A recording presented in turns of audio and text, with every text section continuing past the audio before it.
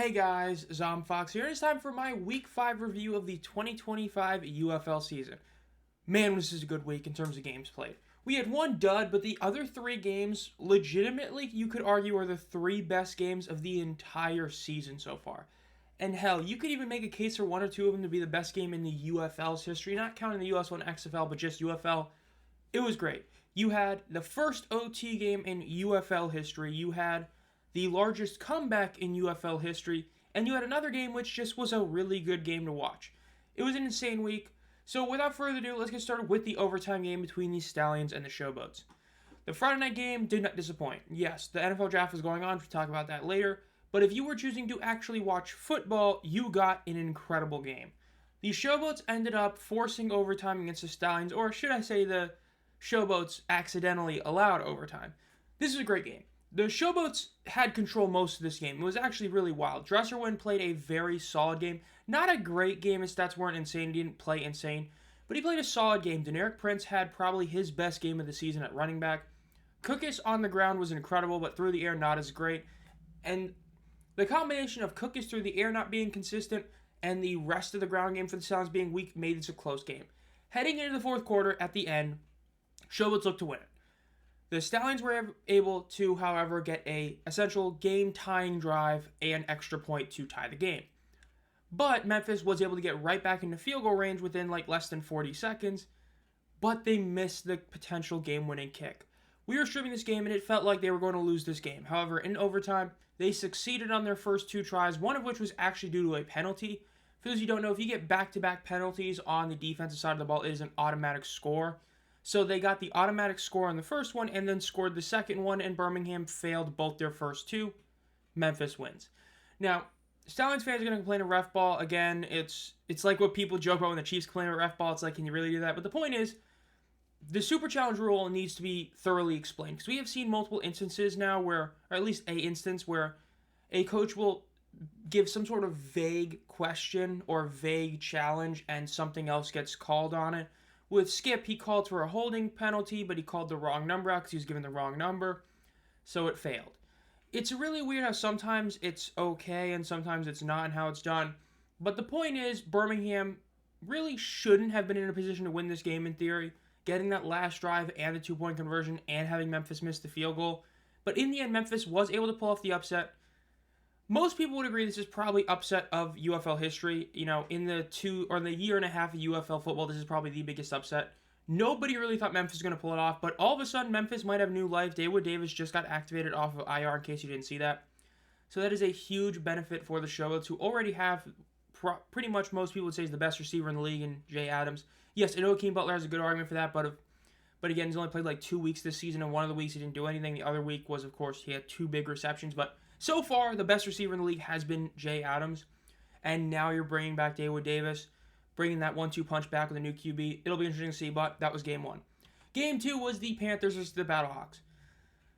There were some narratives in this game, that's for sure. So, Michigan had over 100 more yards than the Battlehawks, but they lost by 5. A big issue for that is because Danny Etling once again saw the field for some weird reason. Now, yes, there was a little bit where he got, Perkins was out for a bit, but there was a drive in the second quarter at the end of the half where Nolan decided to put in Danny Etling at quarterback. He would proceed to miss a few throws and eventually throw an interception, which then led to the Battlehawks scoring a touchdown before half.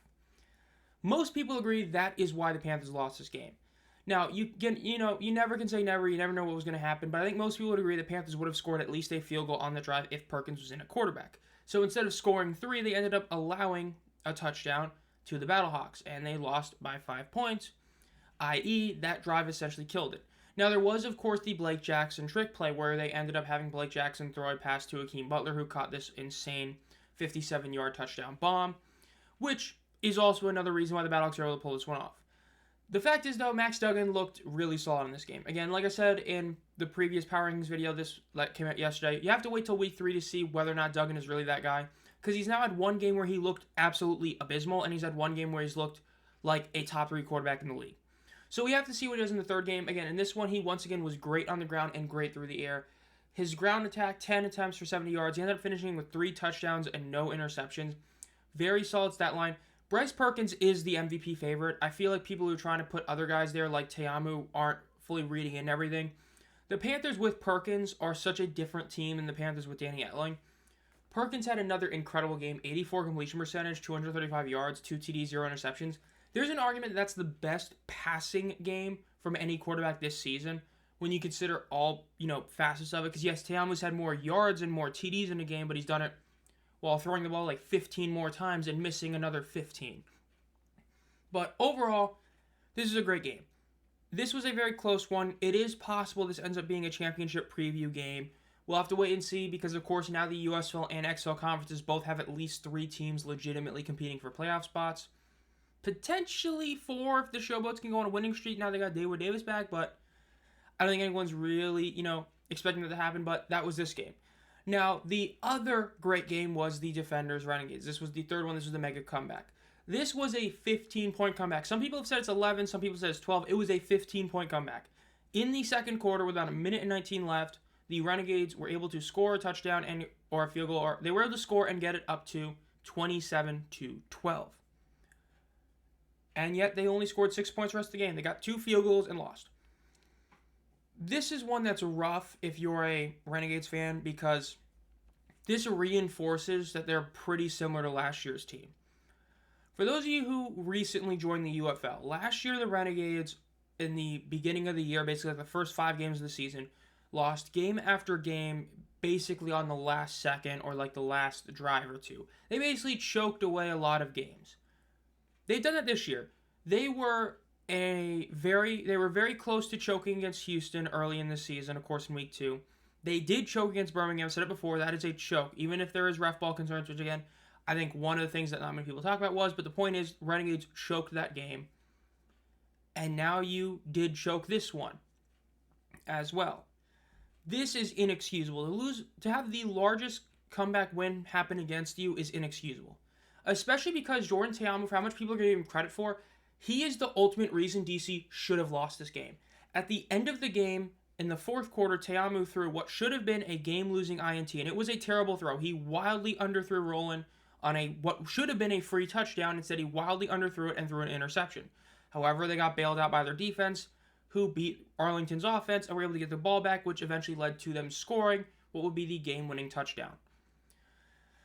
This is one of those games where it just kind of reinforces the stereotypes that the team is winning kind of in spite of Te'amu in a lot of ways. Again, in an MVP ranking, he is going to be in my top 5 just because he is the quarterback of the best team in the league.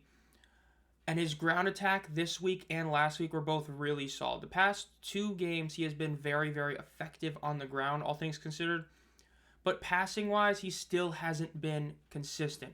He wildly misses throws. There's times he'll make a great deep pass, but it still was underthrown. As for Abram Smith, I hate to say it, but he might be washed. We're halfway through the season, and he has been of the legit full-time starters. So, not like a second string. Of full-time starters, there's a pretty good argument that he's the worst running back in the league right now. He is averaging, like, I showed in the power rankings yesterday, he's averaging like 2.6 yards a carry this season, which is horrific.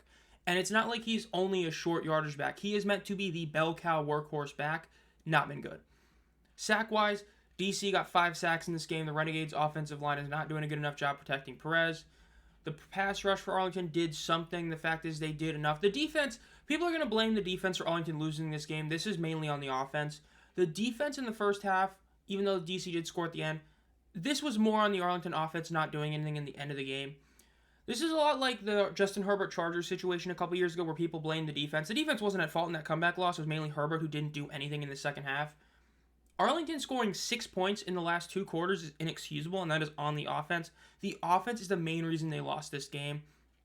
It's a shame, but it is kind of true.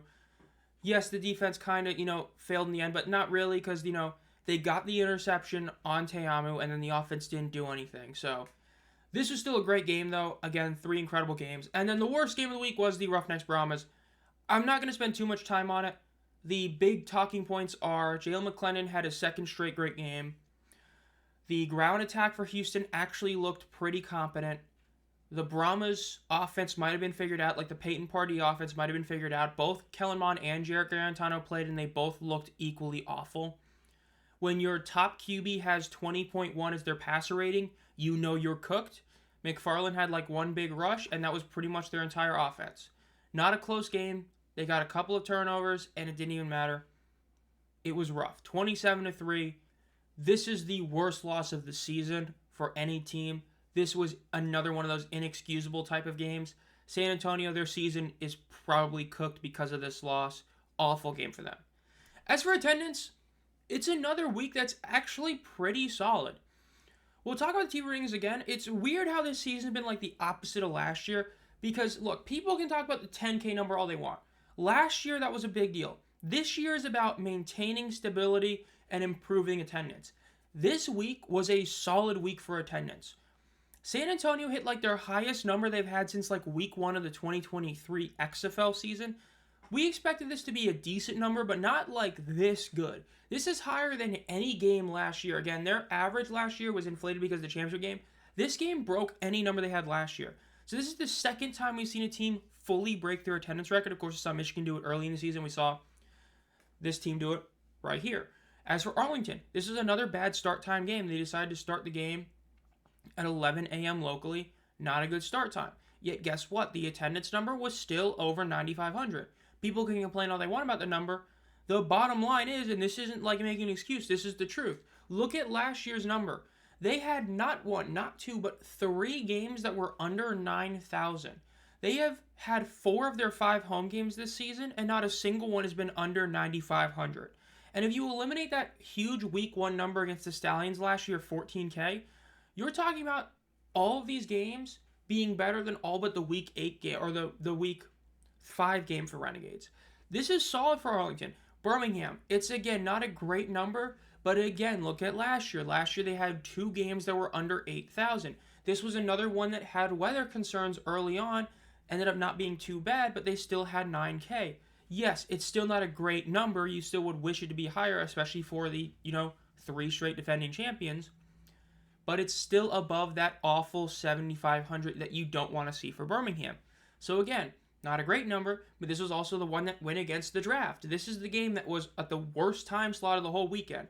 It was against the NFL draft day 2 and 3, which again, because this draft was a weaker draft overall, it actually meant the 2nd and 3rd round meant more than normal because it's a lot closer talent-wise, especially the whole Shedeur Sanders thing, all the players. So despite that, you still had a solid number. It's not great, but it's a solid one. And as for the Battlehawks, they improved by like 400. Last time they barely squeaked by that 30K number. This time gave us a little breathing room. We saw a little under a 400 increase in attendance. So overall, this was solid. It wasn't great. It wasn't like earth-shattering. Yes, the San Antonio number is incredible. The other 3 are just solid.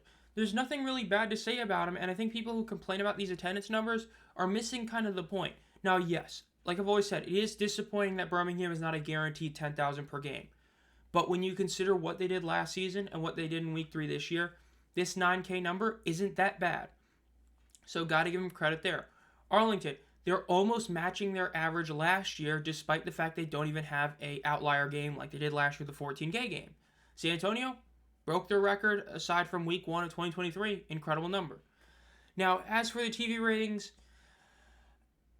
I still don't even know, like, as you all know in the thumbnail, or not the thumbnail, but the title of these videos, I put my basic thoughts like mixed, good, bad, attendance, and TV ratings. I still don't know what I'm putting for the TV ratings.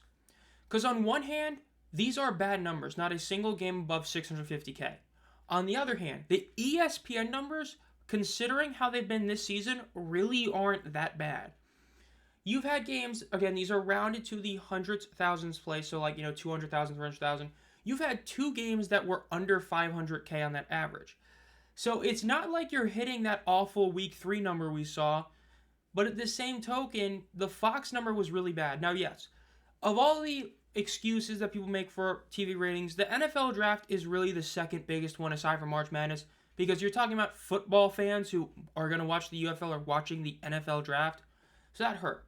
Especially because we still have not seen a number go above 700K. Seeing one go below 500K is awful to see. This is a poor number. There's no ifs, ands, or buts. Yes, competition. Bad number. The Houston-San Antonio game. Better than you probably would have expected, honestly, considering the competition at that time. I think that was a number that I'm a bit shocked didn't do even worse. Considering the fact that, again, the week 3, like, Houston-Memphis game did so badly. The lead-in from the draft, St. Louis, Michigan, we kind of expected to be better. It does suck that that game didn't necessarily do all that well. But again, considering this season, this is up there for one of the 3 best TV ratings on the season. So, not horrid. Now, last year, it's important to note that only one game rounded to 500K and only 2 others averaged 600K. So, again, the attendance or the TV ratings compared to last year, lacking a lot. But they're still not horrid in the sense that they're, doing absolutely terrible. Like, Fox has been the biggest disappointment, in my opinion, in terms of TV ratings, all things considered. But, I don't know. It's weird to say what you want about it. Again, the Memphis-Birmingham game, how much of that is Memphis? Because now we're seeing another instance where odds are, at the end of the season, when we look back at the TV ratings, you're going to see that they had the worst ESPN game and probably the worst Fox game. Memphis, it's just, is that a Memphis thing? Is it the draft thing? It's weird. The TV ratings I'm probably going to put as okay or disappointing, like slightly disappointing. Because again, for how bad the Fox number is, at least it's somewhat understandable. With the ESPN ones, it's like they're bad, but not really when you consider how they've been this season. When you look at them, they're somewhat stable compared to the rest of them. You had 4 games and then you had 3. These 3 round to 600, 500, and 400,000. Which, comparing them to the other games this season, is in line. 600K, 500K is actually pretty decent, and then 400K. It's not horrid compared to the other ones. You still would want it to be better, but, it is what it is. But overall, that'll do it. This has been ZomFox. Make sure you subscribe and hit the bell to be notified as soon as I upload any videos. Again, I'm planning to have 2 weekly videos this time. I'm going to have my mid-season top 5 MVP ranking video, as well as my Tank Bowl video. Which one comes out tomorrow, which comes out Thursday? Don't really know right now, but be on the lookout for both those videos. Yeah, we're trying to hit 1,250 subscribers by the end of the season. And, of course, I'll be streaming 2 different games this week. Obviously, the Friday Night Football game, and I'll have a Community Hero poll to determine the other one. So be on the lookout for all that. And, as always, guys, have a great night.